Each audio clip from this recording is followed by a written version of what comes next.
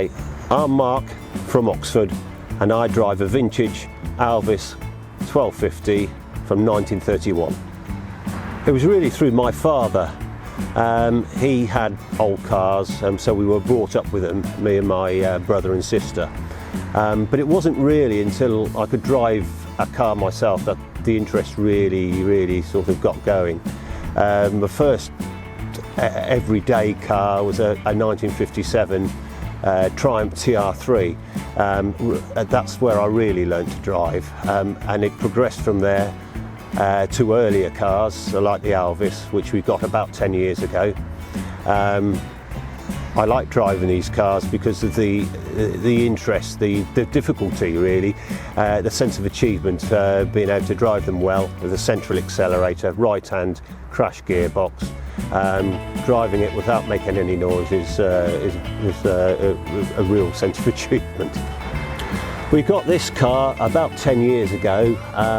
My father actually found it and bought it. We got it from the south of England. It had been used for rallying.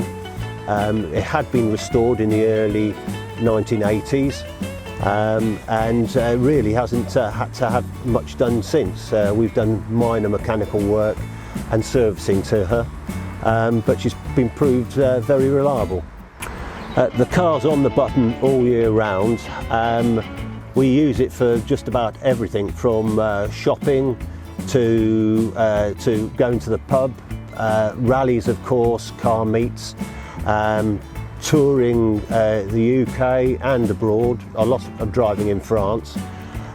She's proved very reliable, and the reaction you get from people seeing the Alvis driving down the road is fantastic. Always smiles, the odd wave, and she's always a talking point outside when you've parked up. Like modern family cars, this Alvis will quite happily take 4 people, and we used to take the children when they were younger with us on days out, whether it's to theme parks or on holiday for maybe a pub lunch, and it was always nice to see other people's reactions to seeing the family out in the cars. And you can do really more or less the same as you can do in a modern car really with her. There's no restrictions at all. The difficulties of keeping a car like this on the road, well, there aren't really any. It's probably about use. You need to get out and use the car. You learn to drive the car well. You know the car better, and the car performs better for use. Or with use. So the difficulty is actually getting into the habit of using them. The car's history obviously dates back to the early 30s when she was built, but in the 1950s she was extensively used by the then owner. He was in the forces and he went to Germany, used it regularly.